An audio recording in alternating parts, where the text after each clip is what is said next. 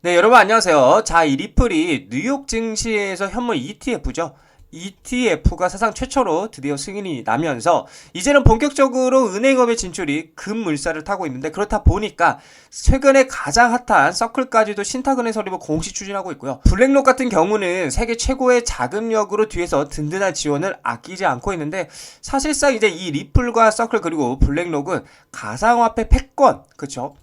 패권이죠. 이 패권을 잡기 위해서 한 배를 탔다라고 볼 수가 있는데, 관련돼서 대응 방법과 어떤 이슈들인지 함께 살펴보도록 하겠습니다. 자, 뉴스를 보게 되시면 암호화폐 은행업 진출 급물살이다 라는 얘기이고요. 최근에 이제 뉴욕 증시 리플 현물 ETF까지 승인이 났죠. 자, 그래서 내용을 보게 되면 리플 XRP와 서클 CRCL의 은행업 진출이 급물살을 타고 있다. 뉴욕 증시에서는 암호화폐 제도금융권 본격 진입에 중대한 변곡점이 될 것으로 보고 있다라는데, 가상화폐 XRP 발행사인 리플랩스가 미국 연방 당국인 통화감독처 OCC에 은행업 인가를 신청을 했죠. 그래서 브래디 갈링하우스가 이제 그러니까 트위터에 올린 글에는 리플이 OCC에 국내 은행 인가를 신청했다고 얘기를 했고, 이어서 승인이 된다라면 우리는 주와 연방 감독을 모두 받게 된다라면 이는 스테이블코인 시장에서 신뢰성을 나타내는 새롭고 특별한 기준이라고 설명했어요. 그래서 이 부분에 대해서 제가 여러분에게 말씀드렸죠. 자, 그래서 갈링하우스는 또 최근에 자회사인 스탠더드 커스터드 앤드 트러스트 컴퍼니를 통해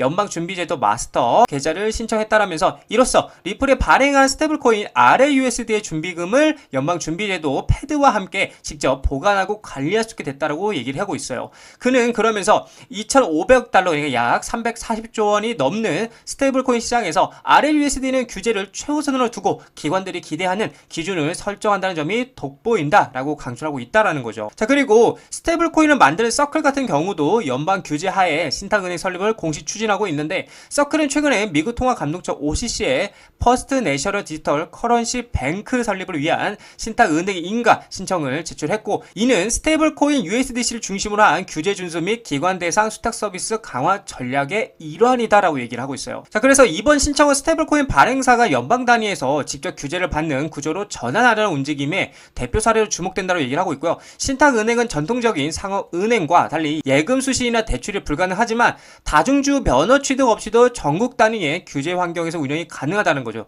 이로 인해서 스테이블코인 발행사 입장에서도 법적 불확실성을 줄이고 기관의 신뢰도를 높일 수 있는 체계를 갖추게 된다고 얘기를 하는 겁니다. 이거 굉장히 중요한 포인트죠. 자, 그래서 서클의 이제 제레미 알레어 최고 경영자는 연방 규제 하에 신탁 은행 인가는 USDC 인프라를 강화하고요, 향후 제도 변화에 대비할 수 있는 기반을 마련하는 것이라고 얘기를 했고, 최근에 상원을 통과해서 하원 심의를 앞두고 있는 지니어스 법과의 연계를 강조하고 있다라는 거죠. 그래서 지니어스 법은 달러 연동성 스테이블코인에 대한 명확한 규제 체계를 도입하는 내용으로 해당 법안의 통과를 대비해 선제적으로 대응하고 있다라고 얘기를 하고 있는 겁니다. 여러분들, 근데 여기서 여러분들이 굉장히 중요한 포인트를 아셔야 되는 게 뭐냐면, 자, 여기서 나오고 있는 지금 리플 있죠, 그리고 서클이 있죠, 그리고 블랙록이 있습니다.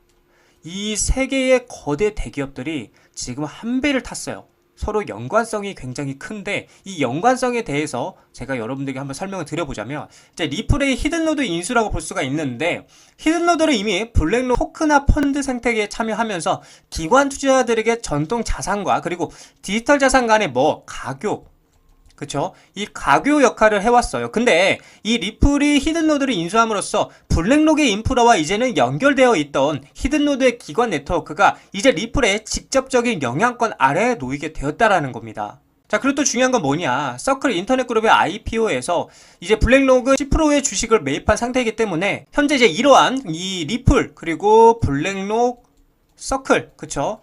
이러한 개별적인 움직임들이 합쳐질 때 우리는 리플의 글로벌 결제 네트워크와 그리고 XRP 레저, 서클의 강력한 스테이블코인의 생태계, 그리고 블랙록의 막대한 기관 자금력 및 전통금융시장 영향력이 상호 이렇게 작용해서 엄청난 시너지를 낼 수 있는 거대한 그림을 볼 수 있다는 거예요. 규제 불확실성이 이제 해소가 되고 기관 투자자들의 관심이 커지는 이 현 상황에서 이 세 기업의 관계는 암호화폐가 전통금융 시스템에 더욱 깊숙이 통합되는 중요한 흐름을 보여주는 뭐가 된다? 이 지표가 될 것이라 라는 겁니다. 자, 그래서 리플 서클 블랙록의 이 연관성은 단순히 독립적인 사건이 아니라 디지털 자산이 미래 금융의 핵심 인프라가 되는 과정에서 나타나는 아주 복잡하고도 전략적인 움직임을 반영하고 있고요. 앞으로 이들의 협력이 이 스테이블코인 시장에서 엄청난 변화를 줄 수 있다라는 거고, 이렇게 되면 당연히 이 리플, 그쵸? 이 리플에게는 엄청나게 크나큰 호재가 될 수 있다라는 관점이다라고 여러분들에게 말씀을 드릴 수 있겠습니다. 자, 리플 차트를 보게 되시면은 제가 계속 말씀드리는 중요하다는 자리 4,000원 자리를 일단은 돌파하고 그 다음에 계속해서 상승이 이어지고 있는데, 자, 이렇게 되면은 중요한 자리는 이제 이 구간이에요. 요 구간과 그리고 이 채널, 이 상승 채널과 맞닥뜨리는 요 자리겠죠. 4,400 구간의 돌파 여부가 그 다음 중요하다. 이 자리를 돌파하고 안착하는 그림 나와주면은 이제 전 고점까지 충분히 돌파로 올라갈 수가 있고, 만약에 이제 이 자리를 돌파하지 못하고 다시 한번 떨어지게 되면은 4,000원 자리 지지 여부를 확인하러 떨어질 가능성이 크다라는 거예요. 물론 이제 이 자리는 요 자리죠. 이 상승 채널과 맞닥뜨린 자리로서 굉장히 저항이 이 자리도 강한 자리가 될 수 있기 때문에 한 번에 돌파하고 안착하는 그림은 쉽지는 않을 것이다. 그래서 만약에 이제 이 자리를 일시적으로 찍고 다시 한번 4,000원 자리를 안착하는지가 굉장히 중요한 포인트가 될 것이다 라고 여러분들에게 말씀드릴 수 있을 것 같고, 그래서 우리가 생각해야 될 것은 결국에는 이 4,000원 자리를 지키느냐 못 지키느냐가 굉장히 중요하다. 그래서 우리는 이 4,000원 자리의 지지 여부에 대해서 확인하고 계속해서 갈 필요성이 있다라고 여러분들에게 말씀드리고 싶습니다.